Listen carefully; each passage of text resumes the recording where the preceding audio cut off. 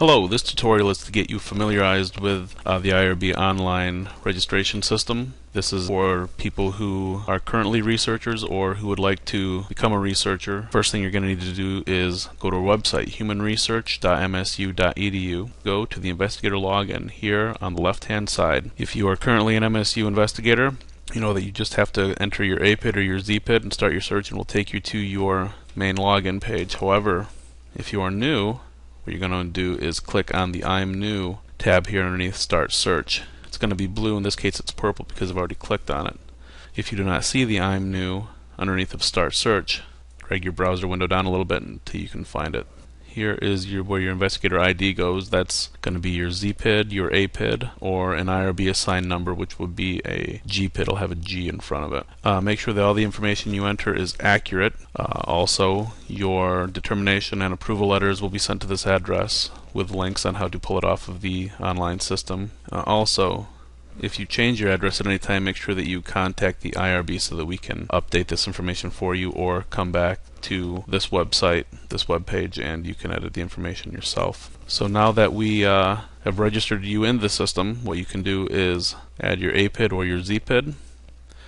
We will go ahead and use Dr. Schoolhouse's training, his ID number, and click Start Search, which will take you to Dr. Schoolhouse's main IRB page. Training statuses and existing applications, other forms that can be accessed, along with applications for new initials, new renewals and revisions, and requests for a 45 CFR 46.118 designation.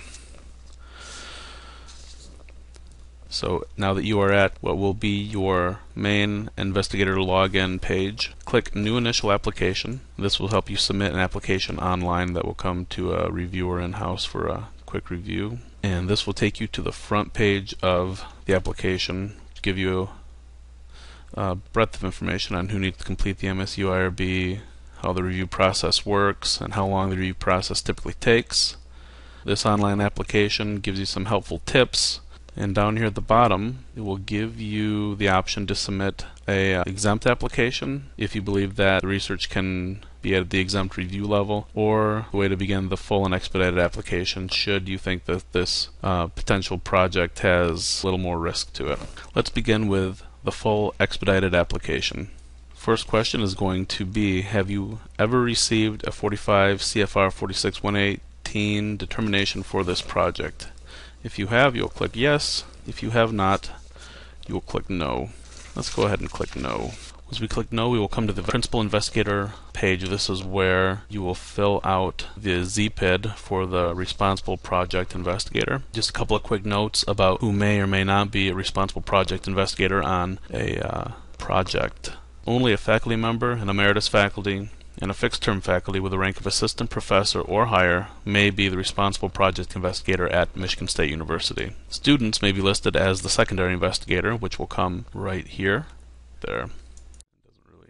Both responsible project investigator and the secondary will receive correspondence from us. Additional investigators will not. For students completing a human research project as part of a dissertation or a thesis, the responsible project investigator will more than likely be that student's advisor. Additional investigators may also need to be registered with the system. Key personnel as well. Key personnel may be anybody who will come in contact with human subjects or with identifiable data, and they will also need to undergo the IRB training.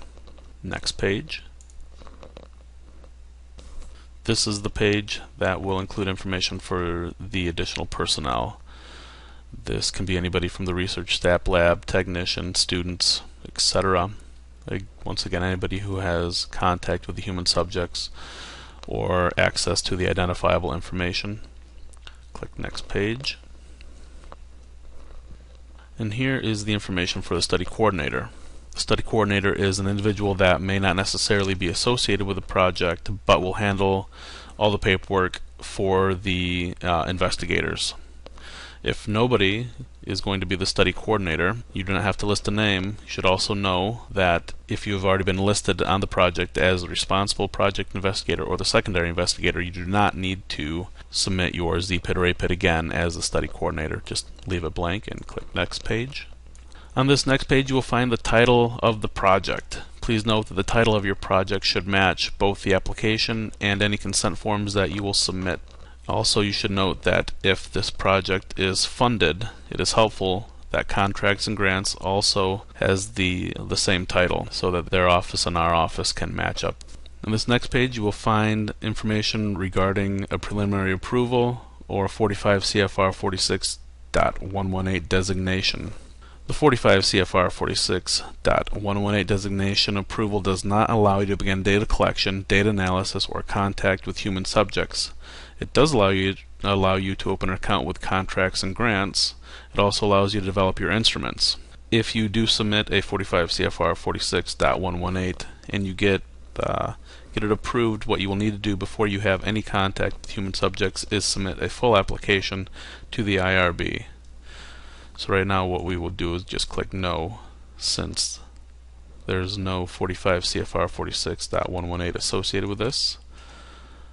On this page you will find the options to select the category of review. Right here, if you click on the question button, a new menu will pop up that will give you the categories of review and the various options for selecting the subcategories. So let's say that you would like to do a project that you believe is expedited that will involve surveys. Click expedited and you will look for the subcategory. Not 1.1, not 1.2.